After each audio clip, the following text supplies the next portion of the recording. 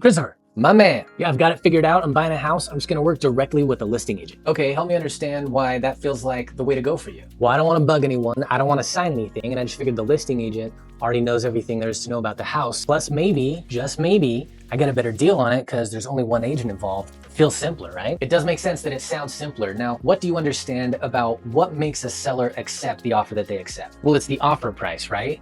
And if the seller doesn't have to worry about another 3% commission to pay to my agent, then that's saving them money. So I could write the same offer as somebody else who's making an offer, but because they have an agent, I would win the deal, right? Because they're saving 3%. Plus I could write one of those, we love your house letters. I don't know why more people don't do this. I hear you, and you're not wrong that price is most often what is most important to the seller. What do you understand about how I would be paid if I represented you, and how much that would save the seller if I didn't represent you? Well, 3% of the purchase price of the home, right? Importantly, Chris, that's not a set amount. It is negotiable. You're not wrong though, you're not entirely wrong. 3% is a common amount for me to ask for. That is typically what I ask for, but I've seen all kinds of numbers, 2.5%, 2%, that's all common as well. But equally important, we both understand, right, that because I'm going to ask for my commission to come out of the proceeds of the sale, it's no monetary loss to you if I represent you. Okay, right. Okay, now could it be possible that the seller and their agent are going to be doing their best, their level best to get all the money they can from you? Oh, you mean the people trying to sell the house are trying to get it for the most money possible? I mean, yeah, obviously when you say it like that. I just didn't think it mattered who I talked to. Okay, Chris, so when the seller's agent gets your offer and it's clear that you are unrepresented by an agent that you hired to represent you and act in your best interest,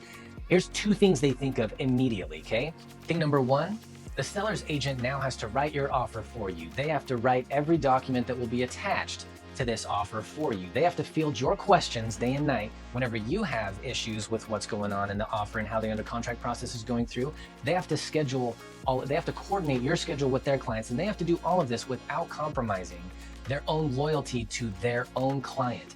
And it is for exactly this reason that in the contract between the listing agent and the seller, there's a spot that identifies how much more commission the listing agent will be paid if the buyer comes unrepresented by an agent. Okay, the second thing that they will think of is this: the seller's agent wants to look as valuable as possible to their client, the seller, and rightly so. And so they will be doing everything they can think of in the course of this transaction to get as much money from you as possible. And Chris, it won't happen in a phone call every week where they go, hey Chris, can we get a little more money from you this week? It's gonna happen in the way that they write the contract so that you don't know what's normal to be asked for in your behalf. You don't necessarily understand how much money is being asked for in the language of the contracts. And there you'll sit without anybody to talk to you about what will be in your best interest. So importantly, Chris, the seller may not actually be netting much more money, if at all, any, compared to what would happen if you came to the offer represented by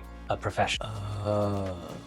Now, could it be possible that I could save you money if I represented you? Okay, but what does save me money actually mean? Because everybody tells me that, but they never say how.